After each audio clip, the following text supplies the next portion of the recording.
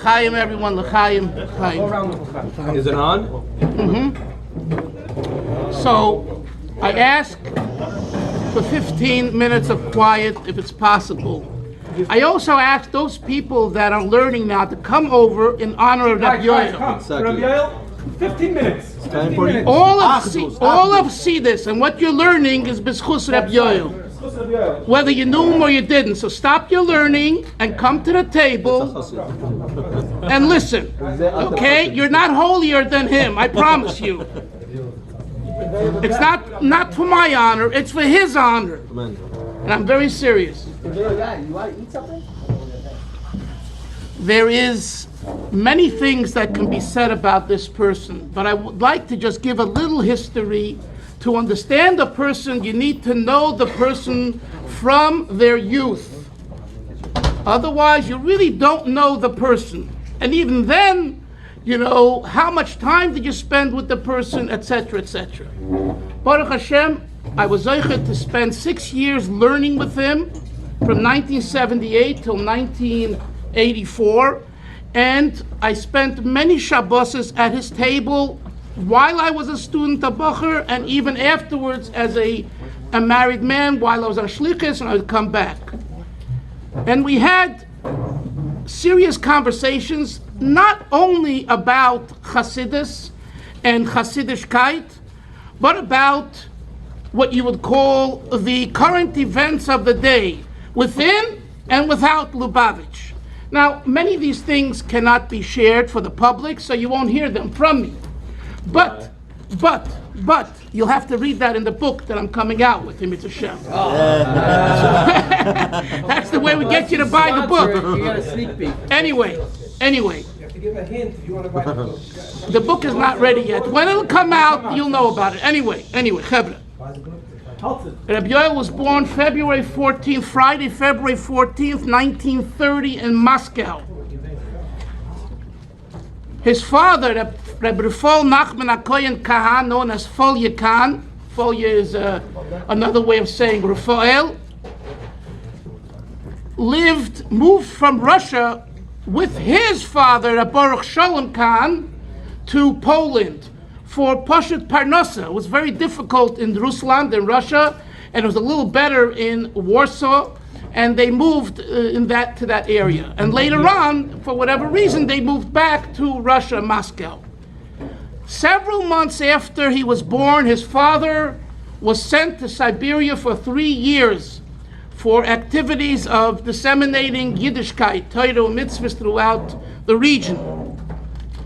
So Rabbi Yoel grew up for the first 3 years of his life without a father. That's a fact. In fact, there's a Jew in Crown Heights, his name is Reb Shlomo Galperin, and Reb Shlomo Galperin is related to a famous Chabad chassid known as Reb Yankel Maskalik, or as they would call him in Lubavitch, Reb Yankel Zuravitcher. He came from a town, Zuravitch. And Reb Yankel Maskalik was like a soul brother to Folye Khan, to Reb Folye Khan. And Galperin said to Reb Yoel that he knows about this relationship. So Rabbi Yoel said, let me tell you what I was told and what I remember. You understand? He must have been 2 or 3 years old. And he tells him like this. One Pesach night, we see Rabbi Yankel in our house after Ma'ariv, and he's conducting the Seder for my mother and for us. Rabbi Yoel had 3 or 4 sisters. And he was the youngest. He was the youngest of all the children. And he's leading the Seder. So later, he came home at 11, 12 at night to his own house. And he said, how can I make a Seder for my own family if Folye's children don't have a father there to make a Seder for them? So the Hasidim, the Lubavitch Chassidim, the Russian Lubavitch Chassidim, the feeling of love and togetherness was very, very strong. Anyway, so this is in 1930. He was born in 33. His father's released. He comes back. 1935, they get permission together with other Lubavitcher families like the Karasiks and the Goraris and Goldschmidt and different families to leave for Eretz Yisrael. They get permission to go to Eretz Yisrael. The Frierdiker Rebbe then was in Puckelsdorf. Puckelsdorf is a village or a resort area outside of Vienna. Actually, it's in Austria. But anyway, so the Foller took the children and to the Frierdiker Rebbe for a bracha. And the Frierdiker Rebbe benched them. Then they went to the station. What? Yes. Well, he was a little boy. He was 5 years old. Then, all of a sudden, they're at the Vienna train station heading towards Eretz Yisrael. And who shows up? Our Rebbe. And he says that his father-in-law, the Frierdiker Rebbe, sent him to bring a gift for the children and to give them chocolate. So Rabbi Yoel's relationship with our Rebbe started in 1935 when he got the chocolate from the Rebbe. And that's a family story that's been repeated. I spoke to Gutta Gansberg, Rabbi Yoel's sister, was married to the Bitcher Gansberg, and she told me the story, what I'm sharing with you. And I heard it other times, she was older, yes, she was older. So that's 1935. Then they get to Eretz Yisrael. Must have been about 10 years ago, one Simchas Torah, I was in 770. And after the Hakafis, in the Rebbe's room, Rabbi Yoel would always go into the cheder, the room of the Anhol of the administration. For those that know 770, it's a small little room. You can't imagine that everything came out of this room. Rabbi David Raskin, Rabbi Mentlik, Rabbi Yoel, Rabbi Shlei Bazarchi, everyone, huddled in this room. Anyway, when the Raskins came, Toilet one? It's a closet. next to the toilet, small room. Anyway, in that room, many decisions took place. I'll call upon him. Pinto had it the last. Listen, I asked for 15 minutes, then you could talk. It's okay. So, Facts. We in want to know the facts. So you went up to that Simchas Torah. so that's Simchas Torah. I went into the room because I know Rabbi Yoel and Meir Harlech used to go in, and there was as the years went on, less and less people. In the good years, he would take mashke and fabrenga a little bit in the redden, but then, things slowed down because of his health and his age. And he told me the following. He says, "Du kannst sich nicht vorstellen, you can't imagine the poverty, the Armkeit, was gewesen bei mein Taten und der Chassidim in Tel Aviv, in Ramat Gan, the poverty that existed by us when we came to Eretz Yisrael." He said, "But the gehat was zu essen," and he almost cried. It was like so. I was like, it was so deep and painful. I could feel the pain from him repeating something from 1937, 38. Okay, 1938. The Frierdiker Rebbe writes to the Chassidim and Beresham to Rebbe Lezer Karasik. Rebbe Lezer Karasik was a big Talmud Chacham and he learned in Lubavitch. And the Rebbe writes, "You should start a yeshiva."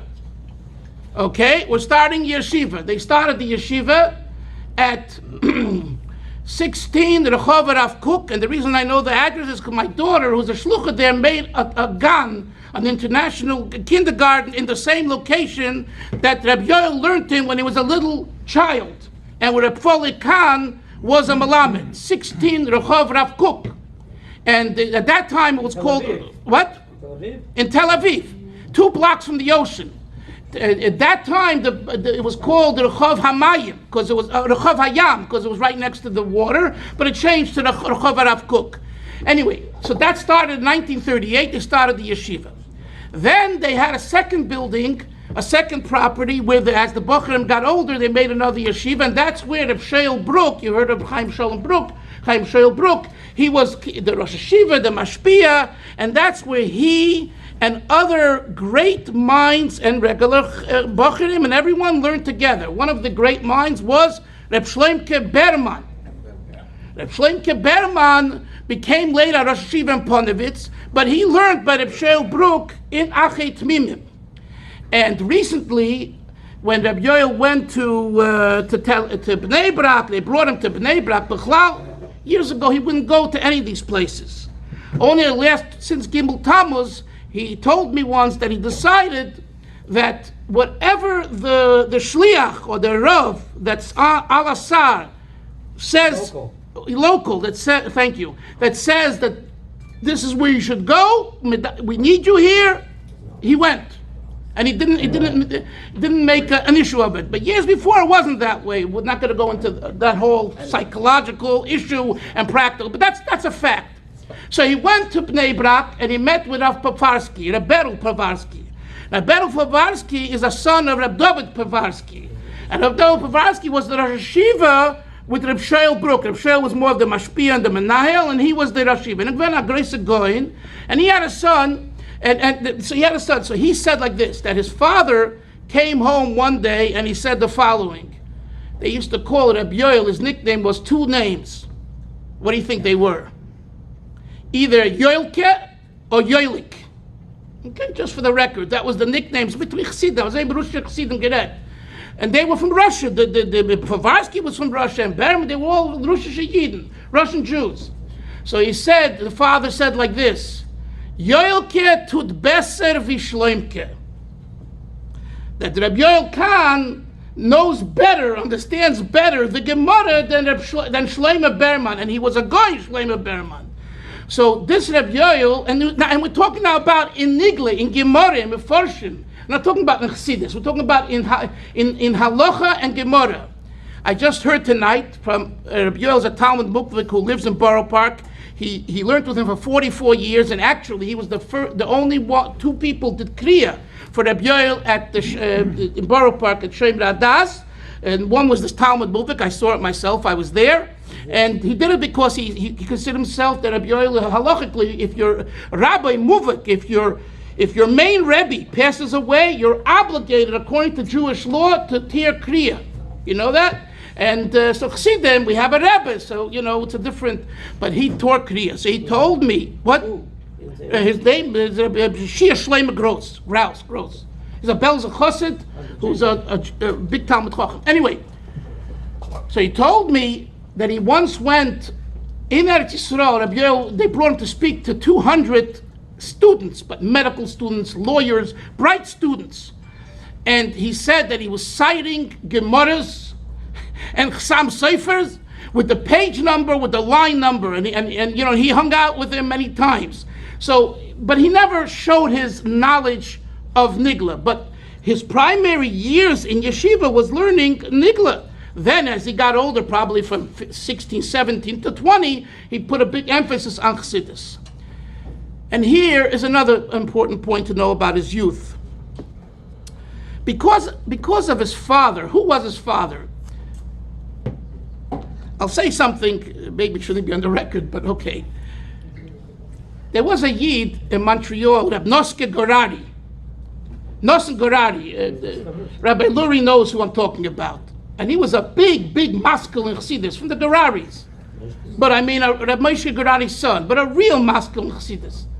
And he was a best friend with Reb Yoel. And was Chavrusa, correct, for a while. So, a friend of mine is his son-in-law, so he once said like this, he says, Was meinst du? Yoel is grace, voll is grace. What do you think? Reb Yoel is great, he's great, but who's really great? His father, Fola Khan. Now, Reb Fola Khan did not have the head of Reb Yoel Khan. In fact, they say that Reb Yoel took his head from his mother, Rivka. His Rivka was one of 4 daughters of Reb Davidson. That was the family name. Why am I telling you this? Having a father like Fola Khan was a shtick Chassidischkeit, saturated with Chassidischkeit, not Chassidus, which he had too, but Chassidischkeit, the lifestyle. Everything about him was Chassidischkeit. And this father was his father. I'll give you another example. And a lot of the Lubavitchers never knew this or never paid attention or they even disagreed. But I want to tell you from what I saw and what we saw. Maybe Avremel remembers if he was in Ocean Parkway, but Rabbi Yoel used to give a shir in Chassidus to the older Bocharim, they called them Shluchim, older Bocharim in Ocean Parkway. In my days in 75, 76, 77, it was Tzvi Greenblatt, Shia Hecht, Met Litkin Sholem, that group, the Groner twins, that whole group. And he would come into the room in a New York winter, it's very cold, and he wore a coat, And then he wore, by the way, he didn't wear a long rekel during the week, a long frock. He wore a jacket. And he wore a sweater. He always had a sweater. So before he sat down to give the Tanya Shiur, which, by the way, those Shiurim were 2-hour Tanya Shiurim. A friend of mine recorded them. He still doesn't want to give them out. I told him he has to give them out. They're the best Tanya Shiurim that I ever heard from him, because the Bochurim were good minds. It was an intimate group. It was like 30, 40 chevra, and it was real, details. Anyway, so he would stand up and he would take off his jacket. Now, you take off your jacket and take off your sweater. Now, how did he take off his jacket? The way it says in Shulchan Aruch. What does it say in Shulchan Aruch? Left. First, the jacket, the left, then the left sweater, and not taking them off at the same time because it's kosher l'shikha, right? It's not good for your memory, right? And then he did the right. And we, to ourselves, we used to laugh. Like, Reb Yoel Kahn is like interested in these details, and he was. And in other words, the seriousness to halacha he got from his father Folia. I want to give you another example. I came back for Yud Shvat, the first Yud Shvat, from Shlichus, for Yud Shvat, 1985, Yud Shvat. He sees me, he sticks his hand out, Shalom Aleichem. He always gave Shalom to anyone that he recognized. He would give Shalom with a smile. And all of a sudden he says to me, "Nu," and I never got a serious "nu," and I'm looking at him, and here the place is jammed, friends are around, we're waiting for the Rebbe to come down. It was Yud Shvat night, was very serious, and all of a sudden he says "nu," and I'm like, I want to bury myself. And then he just says "nu, nu," and I take a look at my jacket. I had my left button over my right, and according to the Arizal and Kabbalistic writings, you should have the right over the left, because right is chesed and left is gvura. I saw that these little, seemingly insignificant things were relevant to him, like understanding of my Chassidus and being with the Rebbe. So his Yiras Shamayim was profound. The fact that sometimes some people saw this or saw that, you have to understand what you saw, you have to understand what was going on, and you have to know that the Rebbe was involved with every detail of his life, which is the next point I want to get to. I have an email I got, a text from someone in Cleveland who was a Talmud Muvik of the Rav Yasha Ber Soloveitchik, of Rabbi Soloveitchik. He himself was a professor at Turo, and he is a Talmud Chacham. What's his name? His name is Reb Baruch Reichman. So he sends me a text, and he says, I had 3 Rebbes. First one was the Rav, I forget now the second one, and the third one, who I discovered later in my life, was Reb Yoel Kahn. And he used to come to the shiurim in Borough Park with a pen and paper, shuckle away, and he became mamish convinced that the derech of Chabad Chassidus is the right derech to avodas Hashem. The proof is, what's the proof? 2 years ago, he decided him and his brother, to donate a Sefer Torah for their mother. So he called Reb Label Altein, the mashpia in our shul, and he says, I'd like to donate the Sefer Torah to a Lubavitch institution. This is a YU man, okay? And I went over to him. I'm a friend of his. I said, Baruch, you couldn't